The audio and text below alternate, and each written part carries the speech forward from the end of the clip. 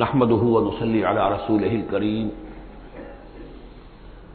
اما بعد فقد قال الله تبارك وتعالى كما ورد في سورة الطلاق اعوذ بالله من الشيطان الرجيم بسم الله الرحمن الرحيم يا أيها النبي إذا طلقتم النساء فطلقوهن لعدتهن وأحصوا العدة واتقوا الله ربكم لا تخرجوهن من بيوتهن ولا يخرجن إلا أن يأتين بفاحشة مبينة وتلك حدود الله ومن يتعد حدود الله فقد ظلم نفسه لا تدري لعل الله يحدث بعد ذلك أمرا صدق الله العظيم۔ میں نے کسی موقع پر یہ عرض کیا تھا کہ قرآن مجید میں یہ مکی اور مدنی صورتوں کا جو مزاج ہے، اس میں جو ایک فرق ہے، اس کی تاثیرات میں جو فرق ہے، واقعہ یہ ہے کہ وہ اس دورہ قرآن ہی میں سمجھ میں آتی ہے، ورنہ آدمی جب پڑھتا ہے تھوڑا تھوڑا کرتا ہوا پڑھتا ہے تو وہ ساری چیزیں اس تیزی کے ساتھ، اس سیکوینس کے ساتھ سامنے نہیں آتی۔ بہرحال مکی قرآن کی اپنی ایک شان ہے، مدنی صورتوں کا اپنا ایک رنگ ہے۔ اس کو میں نے تعبیر کیا تھا کہ دو جنتیں ہیں قرآن میں، جنتان، ایک مکی جنت ہے، ایک مدنی جنت ہے، تو ہم مدنی جنت کی سیر کر رہے ہیں۔ 8 صورتیں ہم پڑھ چکے ہیں، اب جو آخری 2 صورتیں رہ گئی ہیں اس گلدستے کی، یہ دونوں نہایت حسین جوڑے کی شکل میں ہیں۔ یہاں جو علامت ہے جوڑا ہونے کی، وہ پہلی تو ایک ہے ظاہری، دونوں صورتیں شروع ہوں گی، سورہ طلاق بھی، سورہ تحریم بھی، یا ایھا النبی، یا ایھا النبی۔ دوسری یہ کہ دونوں کا موضوع جو ہے وہ اسلام کا معاشرتی نظام ہے۔ اسلام کا معاشرتی نظام اور خاص طور پر آئلی نظام، آپ کو معلوم ہے اس کی اتنی اہمیت ہے کہ سورہ بقرہ سے بات شروع ہوئی، 4 رکوع وہاں پر مفصل انہی موضوعات پر آئے، پھر سورہ نساء میں مفصل بحثیں آئیں، پھر یہ کہ سورہ نور میں، سورہ احزاب میں، پھر مجادلہ میں ہم نے دیکھا کہ ایک مسئلہ آ گیا زہار کا، اور اب یہاں پر 2 صورتیں مکمل آ رہی ہیں اس 10 صورتوں کے مجموعے میں بھی۔ تو اس سے اندازہ ہونا چاہیے کہ اس آئلی قوانین کا اور معاشرتی جو ویلیوز ہیں اسلام کی، ان کی کتنی اہمیت ہے اللہ تعالیٰ کے نزدیک۔ ان میں جو 2 جوڑے کے جو یہ 2 فرد ہیں، تو گھریلو زندگی میں 2 امکانی صورتیں پیدا ہوتی ہیں۔ ایک تو معتدل تو یہ ہے کہ جو اللہ کے حقوق ہیں ان کو فائق رکھا جائے، اس کے نیچے جو اللہ نے حق شوہر پر بیوی کا رکھا ہے وہ بیوی ادا کرے، جو بیوی پر شوہر کا فرض ہے وہ شوہر جو ادا کرے۔ تو یہ فرائض اور حقوق کا ایک توازن ہے جو اللہ تعالیٰ نے قائم کیا ہے۔ اگر یہ توازن خوبصورتی سے چل رہا ہے، حدود اللہ جو ہیں وہ ٹوٹ نہیں رہی ہیں، کہیں اس میں کوئی رخنا پیدا نہیں ہو رہا ہے، شوہر بھی بیوی بھی اپنے فرائض دینی کو ادا کرنے میں لگے ہوئے ہیں، چاہے ان میں ہائر لیول پر جا کر تھوڑا سا فرق ہو جاتا ہے، جو عام زندگی ہے اس میں کوئی فرق نہیں ہے، نماز عورت کو بھی پڑھنی ہے، مرد کو بھی پڑھنی ہے، زکوٰۃ مرد کو بھی دینی ہے، عورت کو بھی دینی ہے، روزہ عورت کو بھی رکھنا ہے، مرد کو بھی رکھنا ہے، حج جو ہے وہ فرض ہے۔ اس کے بعد دعوت و تبلیغ میں آگے تھوڑا سا فرق ہو جائے گا کہ عورتوں کا دائرہ محدود ہو جائے گا، وہ مردوں میں جا کے دعوت و تبلیغ نہیں کریں گی، خواتین میں کریں یا اپنے محرم مردوں میں کریں، لیکن فرضیت قائم رہتی ہے۔ اور اس سے اوپر جا کر تیسرے لیول پر اور ذرا بالواسطہ ان کا معاملہ ہو جاتا ہے، مردوں کے ذریعے سے وہ اقامت دین کی جو میدان کے اندر معاملے ہیں، جنگیں ہیں اور میدان میں جا کر مقابلے ہیں، وہاں ان کا جو رول ہے وہ بالواسطہ ہو جائے گا۔ ان کے بیٹے، ان کے بھائی، ان کے شوہروں کو زیادہ سے زیادہ وہ آزادی دیں، انہیں ریلیو کریں اپنے بوجھ سے، اولاد کی پرورش کا بھی سارا بوجھ اپنے اوپر لے لیں، شوہر کا حصہ جو ہے وہ بھی خود ادا کریں تاکہ شوہر یکسو ہو کر اپنا زیادہ سے زیادہ وقت جو ہے اقامت دین کی جد و جہد میں لگا سکے۔ تو یہ تو ہے نارمل جو چاہیے۔ اب اب نارملٹی یا ادھر ہوگی یا ادھر ہوگی، ایک طرف کو ہوئی، فرض کیجئے لیفٹ کی طرف ہو گئی، اس کی معنی کیا ہے کہ مزاج نہیں مل رہا، ہر وقت کی چک چک ہے، خامخواہ جو ہے گھر جو ہے اس کے اندر اختلاف ہی اختلاف ہے، ہر وقت کی لڑائی چل رہی ہے، تو اس سے بہتر ہے طلاق ہو جائے۔ وہ ہے طلاق، سورہ طلاق، کہ خامخواہ اس قسم کے مسئلوں میں، لیکن یہ کہ طلاق جو آخری شکل ہے اس کے کچھ حدود ہیں، قیود ہیں، ضوابط ہیں، قواعد ہیں، قوانین ہیں، ان کی پوری پابندی ہو۔ جیسا کہ سورہ نساء میں ہم دیکھ چکے ہیں کہ اگر وہ علیحدہ ہو جائیں تو اللہ دونوں کو غنی کر دے گا، اس کو بھی اور اس کو بھی، اس کے لیے بھی کوئی بہتر، شوہر کے لیے بہتر کوئی بیوی عطا کر دے گا اور اس بیوی کو کوئی شوہر بہتر عطا کر دے گا۔ ایک دوسری انتہا یہ ہوتی ہے کہ شوہر اپنی بیویوں کی اتنی دلجوئی کرے، اتنی ان کی جو ہے پیمپرنگ جس کو کہتے ہیں کرے کہ اس میں حدود اللہ بھی ختم ہو جائے، شریعت کے تقاضے بھی ختم ہو جائیں، شریعت کے احکام بھی کہیں جو ہے پامال ہو جائیں۔ سب سے بڑھ کر یہ کہ جو اپنے فرائض ہیں، دعوت و اقامت دین کی جدوجہد کو ان کو وہ ادا نہ کر سکے، تو اہل و عیال کا اتنا لحاظ، یہ غلط ہے۔ تو دو انتہاؤں کو یہاں پر لیا گیا ہے۔ پہلی انتہا میں بھی بات کی گئی حضور سے، دوسری میں بھی، اگرچہ پہلے کا سوال حضور کے لیے ہے ہی نہیں، حضور نے نہ کوئی طلاق دی نہ آپ کو طلاق دینے کی اجازت تھی، اس لیے کہ آپ کی ازواج مطہرات جو ہیں وہ تو امت کے لیے ماؤں کی حیثیت سے ہیں، اور سورہ احزاب میں ہم پڑھ چکے ہیں کہ وہ کسی اور سے بعد میں نکاح نہیں کر سکتی تھی، تو طلاق دینے کا سوال نہیں، اسی لیے آپ کو 4 کی وہ حد ہے، لمٹ ہے، اس سے بھی آگے بڑھ کر مزید نکاح کرنے کی اجازت دی گئی تھی۔ بہرحال یہ رب دیکھ لیجئے گا۔ اب آ کے ہم چلتے ہیں، وقت کی کمی کے پیش نظر زیادہ تمہید میں وقت نہیں لینا چاہتا۔ ان صورتوں پر میرے بڑے مفصل دروس موجود ہیں، وہ آپ دیکھ سکتے ہیں۔ یا ایھا النبی اذا طلقتم النساء فطلقوهن لعدتهن، اے نبی جب آپ لوگ نکاح اور اپنی عورتوں کو طلاق دیں۔ اب دیکھیے یا ایھا النبی واحد، طلقتم النساء فوراً جمع کا صیغہ، اس لیے کہ حضور سے بھی متعلق ہی نہیں ہے۔ حضور کو تو مسلمانوں کے نمائندے کی حیثیت سے اور معلم کی حیثیت سے اور ہادی کی حیثیت سے خطاب کیا گیا، اصل میں مسلمانوں سے ہے کہ جب تم طلاق دو اپنی بیویوں کو فطلقوهن لعدتهن، تو ان کی عدت کے حساب سے طلاق دو۔ عدت جو ہے وہ ایک تو یہ کہ طہر میں طلاق دی جائے، حیض کی حالت میں نہ ہو، اور پھر یہ ہے کہ اگر دینی ہی ہے تو پھر اس کے بعد بھی جو طلاق دی جائے وہ بھی پھر طہر کی حالت میں دی جائے۔ اس طریقے سے جو بھی قوانین ہیں، وہ احصل العدہ، عدت کا پورا لحاظ رکھو۔ وہ عدت اس طریقے سے بھی ہے کہ مطلقہ جو ہے جو عدت اس کی ہوگی اس کے اندر وہ کوئی اور شادی نہیں کر سکتی، البتہ عدت پوری کرنے کے بعد وہ آزاد ہوگی۔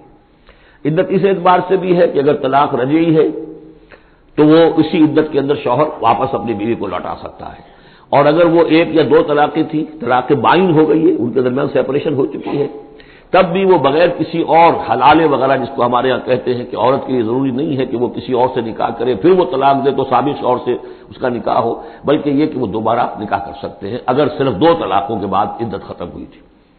تو یہ تمام قواعد و ضوابط ہیں۔ واتقوا اللہ ربکم، اور اللہ کا تقوی اختیار کرو جو تمہارا رب ہے۔ لا تخرجوہن من بیوتہن، انہیں مت نکال باہر کرو ان کے گھروں سے کہ بس غصے میں آئے ہوئے ابھی طلاق بھی نکل جاؤ میرے گھر سے، یہ نہیں، یہ قطعی غلط بات ہے۔ اس کی عدت ہے اور اس عدت کے اندر وہ تمہارے ہاں رہ سکتی ہے، تمہیں رکھنا ہے اسے اپنے ہاں۔ ولا یخرجن، وہ خود بھی نہ نکلے، الا ان یاتین بفاحشۃ مبینہ، البتہ اگر کوئی کھلی بے حیائی کی بات ہوئی ہے، کوئی بدکاری کی ہے عورت نے، وہ معاملہ اور ہو سکتا ہے کہ اس میں کوئی سختی کی جائے، عام حالات میں نہیں۔ وتلک حدود اللہ ہے، یہ اللہ کے حدود ہیں۔ ومن یتعد حدود اللہ ہے، اور جو اللہ کی حدود سے تجاوز کرے گا فقد ظلم نفسہ، تو اس نے تو اپنے اوپر بڑا ظلم کیا۔ لا تدری لعل اللہ یحدث بعد ذلک امرا، تمہیں نہیں معلوم کہ شاید اس کے بعد اللہ تعالیٰ کوئی نئی صورت پیدا کر دے۔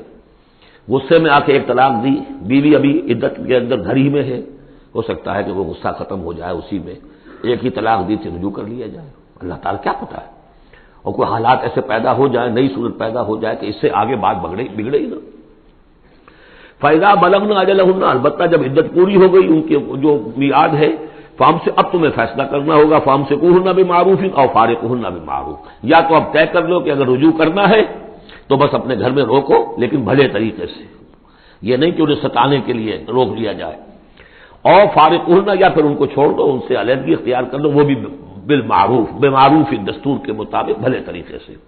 واشہدوا ذوی عدل منکم، اور اس رجعت اگر تم رجوع کر رہے ہو تو 2 اپنے گواہوں، 2 اپنوں میں سے جو معتبر لوگ ہوں جن پر اعتماد کیا جا سکتا ہے انہیں گواہ بنا لو کہ میں نے طلاق دی تھی، اب میں اس کو رجوع کر رہا ہوں، تو یہ 2 گواہ اس کے ہیں۔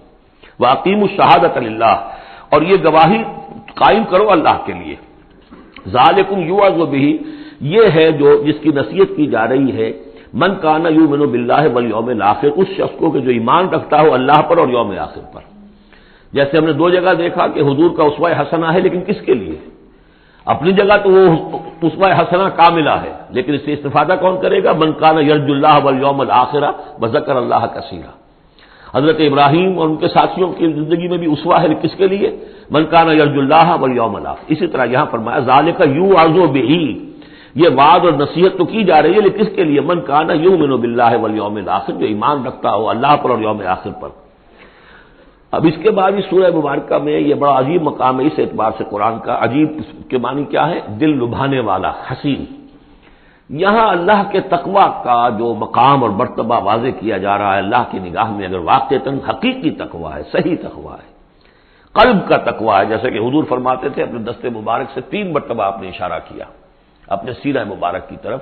التقوی ہا ہونا، التقوی ہا ہونا، التقوی ہا. تقوی یہاں ہوتا ہے. دل میں تقوی ہے تو تقوی ہے. باقی لباس اور وضاقت یہ ساری متقیوں کسی بنا لی اور اندر کا معاملہ نہیں ہے تو یہ بہروپ ہے، یہ تقوی نہیں ہے. لیکن حقیقی تقوی ہو تو پھر اس کا کیا مقام ہے؟ اب دیکھیے پہلی بات آ رہی ہے، وَمَن يَتَّقِ اللَّهَ يَجْعَل لَّهُ مَخْرَجًا. جو شخص اللہ کا تقوی اختیار کرے گا اللہ اس کے لیے راستہ پیدا کر دے گا. جہاں بالکل نظر نہیں آئے گا کہ کوئی راستہ، اللہ راستہ پیدا کر دے گا. بالکل نظر نہیں آ رہا تھا موسیٰ کے ساتھیوں کو کہ اب کیسے بچیں گے، پیچھے لشکر آگے، آگے سمندر ہے، اللہ نے راستہ پیدا کیا. خود حضرت ابوبکر کا جو حال ہو گیا تھا کہ حضور اگر انہوں نے ذرا بھی دیکھ لیا، نیچے اپنے قدموں کی طرف بھی نگاہ ڈالی تو ہم نظر آ جائیں گے. آپ نے فرمایا لا تحزن ان اللہ معنا، راستہ نکالتا اللہ. پھر حضور گئے طائف، لیکن وہاں سے خالی ہاتھ آئے. مدینے میں اللہ نے خود ہی کھڑکی کھول دی، 6 آدمی ایمان لے آئے. آپ گئے ہی نہیں اور وہاں انقلاب بھی آ گیا. عظیم. اس اعتبار سے اللہ مخرج پیدا کرتا ہے. تم صحیح طریقے پر چلتے رہو، تقوی اختیار کرو، صحیح راستے پر جد و جہد کرو. یہ کام اللہ پر چھوڑو. کب اسے منظور ہے اس کا کامیاب ہونا؟ جب ہوگا وہ راستہ ایسا کھول دے گا کہ تمہیں گمان بھی نہیں ہوگا. وَيَرْزُقْهُ مِنْ حَيْثُ لَا يَحْتَسِبُ، اور اسے رزق دے گا وہاں سے جہاں سے اسے گمان بھی نہیں ہوگا. اقامت دین کی جد و جہد ہو، غلبہ دین کی جد و جہد ہو، اپنے آپ کو ان صلاتی و نسکی و محیایا و مماتی اس کا فیصلہ کرنا ہو تو سب سے بڑی رکاوٹ آتی کھائیں گے کیا؟ تو اللہ تو کہتا ہے رازق میں ہوں. ہے ایمان اور یقین اس پر؟ کر کے دیکھو تو صحیح، اس پر اعتماد تو کرو. لیکن یہ کہ اس پر اعتماد کرنا، توکل، بڑی مشکل بات ہے. وہ تو جتنا ایمان ہوگا اتنا ہی اعتماد ہوگا، اور گہرا ایمان ہوگا گہرا اعتماد ہوگا. وَمَن يَتَّقِ اللَّهَ يَجْعَل لَّهُ مَخْرَجًا وَيَرْزُقْهُ مِنْ حَيْثُ لَا يَحْتَسِبُ وَمَن يَتَوَكَّلْ عَلَى اللَّهِ فَهُوَ حَسْبُهُ. یہ تو ابھی تقوی والے کی بات ہے کہ وہ وہاں سے رزق دے گا جہاں سے اسے ملے گا بھی نہیں. اور جس نے اللہ پر توکل کر لیا تو وہ اس کے لیے بہت کافی ہو جائے گا. توکل کر کے تو دیکھو، حسبہ وہ اس کے لیے کافی ہے. یہاں تک فرمایا ہے حدیث قدسی میں، حدیث میں من کان فی حاجت اخیہ کان اللہ فی حاجتہ. اگر کوئی مسلمان اپنے کسی بھائی کی ضرورت پوری کرنے میں لگ رہا ہے، اپنا وقت صرف کر رہا ہے، اللہ اس کی ضرورت پوری کرنی شروع کر دیتا ہے. فکر ماں در کار ماں آزار ماں، کار ساز ماں بے فکر کار ماں. یہ فارسی شاعری کے اندر یہ دینی حقائق ہیں. کار ساز ماں بے فکر کار ماں، میرا کار ساز میرے کاموں کی فکر کر رہا ہے، میں نے اپنے آپ کو اس کے کام کے لیے لگا دیا. وہ دنیا میں بھی ذرا سا بھی کوئی شریف انسان ہوگا، آپ اس کے ہو جائیں وہ آپ کو چھوڑ دے گا پھر کہیں؟ شرافت ہو، مروت ہو اس میں. آپ اللہ کے بن کر تو دیکھیے، پھر وہ کارساز ہے.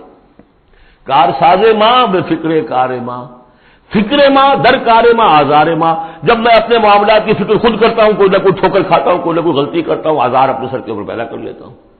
اپنے آپ کو حوالے کرو. اس کا نام ہے تفویض الامر الی اللہ. افوض امری الی اللہ ان اللہ بصیر بالعباد. ان اللہ بالغ امرہ، اللہ تعالیٰ تو اپنا معاملہ تو پورا کر کے ہی رہتا ہے. وہ تو دین کو غالب کرنا ہے، کرنا ہی ہے. کون اس کے اندر نفع کما گیا، کون محروم رہ گیا، یہ ان کی قسمت ہے.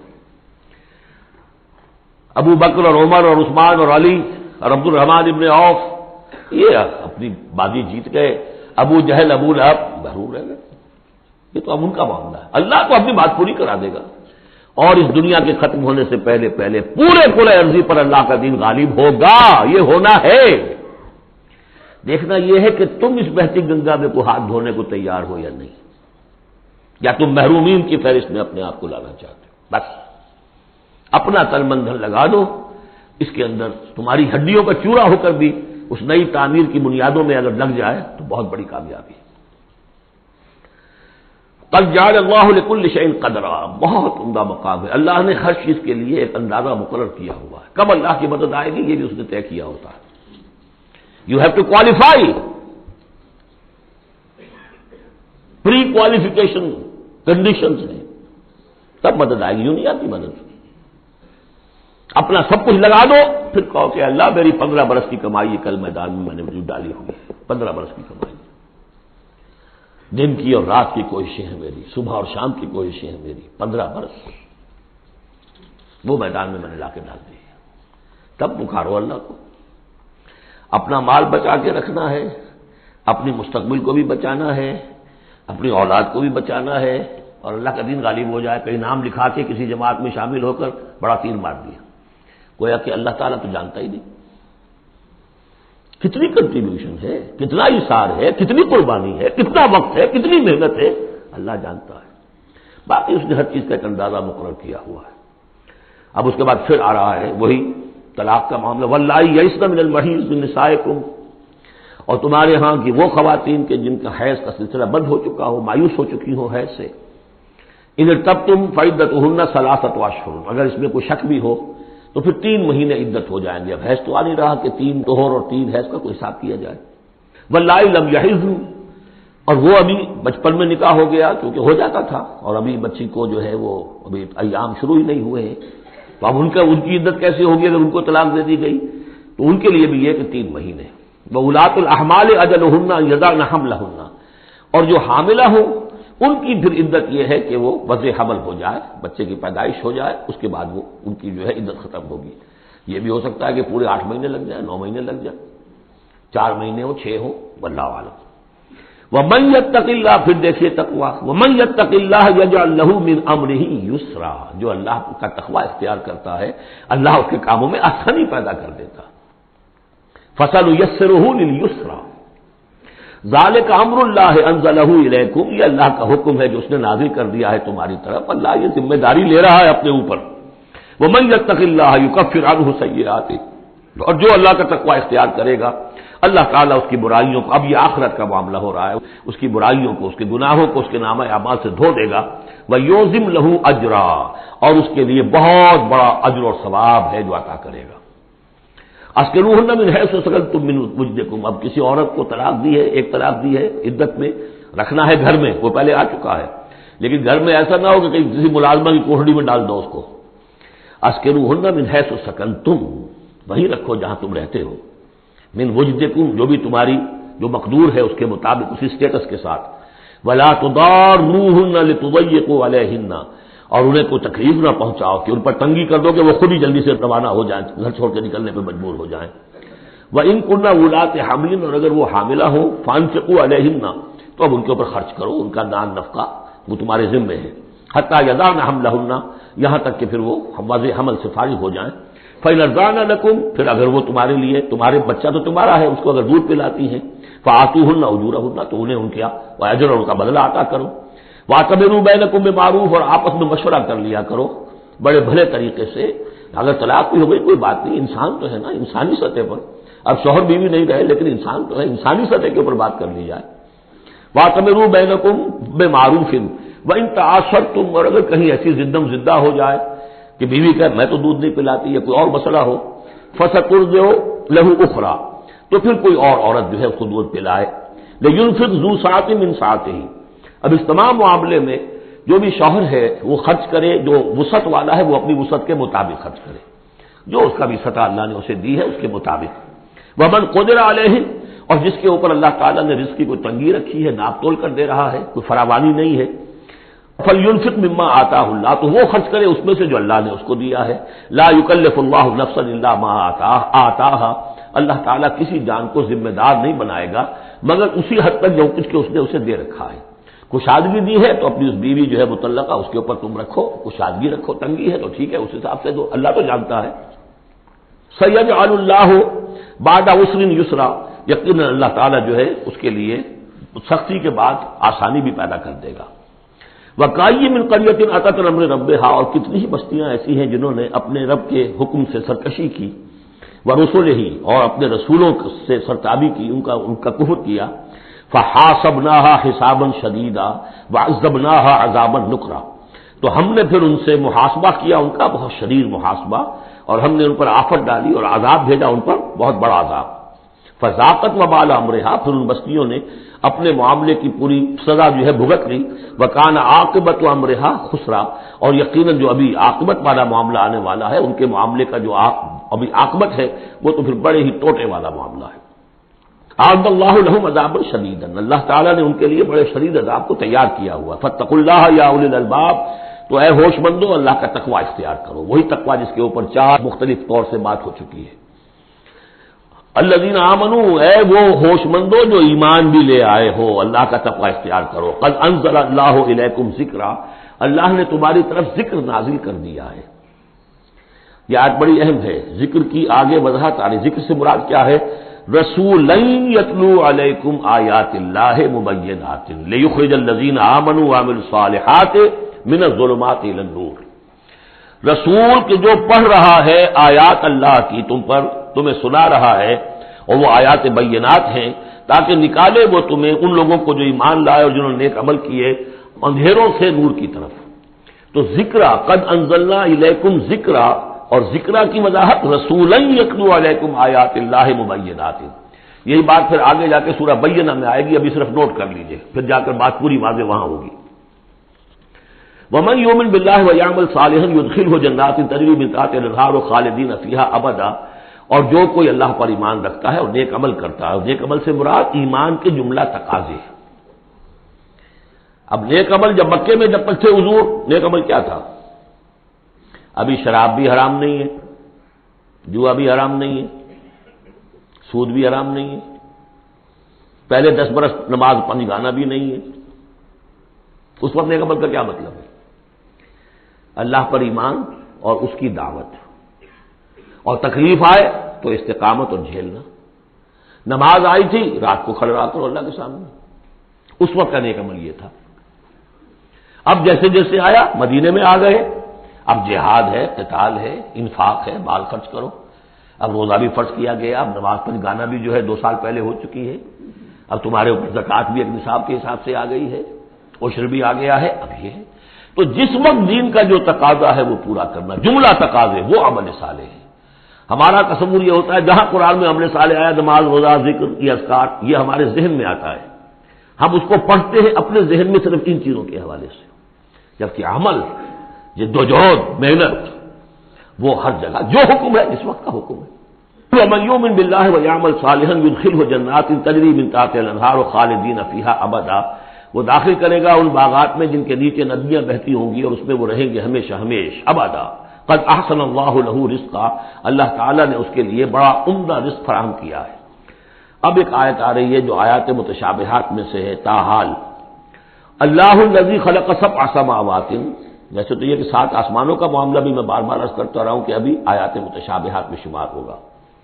وَمِنَ الْأَرْضِ مِثْلَهُنَّ، اللہ تعالیٰ نے 7 آسمان بنائے ہیں اور زمین میں سے بھی اتنی ہی، ویسی ہی، گویا کہ زمینیں بھی کوئی 7 زمینیں ہیں۔ اب اس پر یہ ہے کہ مختلف مفسرین نے اپنے اپنے اندازے، زمین کے 7 طبقات ہیں یا کچھ اور، لیکن بہرحال ابھی ہم نہیں سمجھ سکیں گے، کوئی 7 زمینیں بھی ہیں، کسی وقت آ کر یہ حقیقت منکشف ہو جائے گی۔ یتنزل الامر بینہن، اور یہ آسمان اور زمین کے درمیان اللہ کا امر نازل ہوتا ہے، جیسا کہ ہم پڑھا ہے سورہ سجدہ میں، یدبر الامر من السماء الى الارض ثم یعرج الیہ فی یوم کان مقدارہ 1000 سنۃ مما تعدون، یہ 1000 سال کی اللہ تعالیٰ کی ایک پلاننگ ہوتی ہے، آسمان سے زمین کی طرف اس کا فیصلہ جو ہے وہ آتا ہے، فرشتے لے کر آتے ہیں، تنفیذ ہوتی ہے، اور پھر یہ کہ وہ امر جو ہے اٹھا لیا جاتا ہے۔ اب اگلے 1000 سال کا دوسرا امر ہے جو اللہ کی طرف سے اگلے دن کا لیے طے ہو چکا ہے۔ لِتَعْلَمُوا أَنَّ اللَّهَ عَلَىٰ كُلِّ شَيْءٍ قَدِيرٌ، تمہیں اس کا یقین رہنا چاہیے کہ اللہ تعالیٰ ہر چیز پر قادر ہے۔ میں نے یہ بات عرض کی ہے کہ 2 صفات اللہ کی ہیں جس میں یہ انتہائی اہمیت کے ساتھ عَلَىٰ كُلِّ شَيْءٍ قَدِيرٌ بِكُلِّ شَيْءٍ عَلِيمٌ، ان 2 صفات کا تو مراقبہ اتنا گہرا ہونا چاہیے کہ کبھی شک نہ آنے پائے کسی چیز کے بارے میں۔ وَأَنَّ اللَّهَ قَدْ أَحَاطَ بِكُلِّ شَيْءٍ علما، دیکھیے دوسری بھی آ گئی، علم، اور یہ کہ اس نے ہر شے کا، اس کے علم کا احاطہ کیا ہوا ہے۔ نہ اس کی قدرت سے باہر کچھ ہے، نہ اس کے علم سے باہر کچھ ہے۔ بارک اللہ لی و لکم فی القرآن العظیم ونفعنی وإیاکم بالآیات والذکر الحکیم۔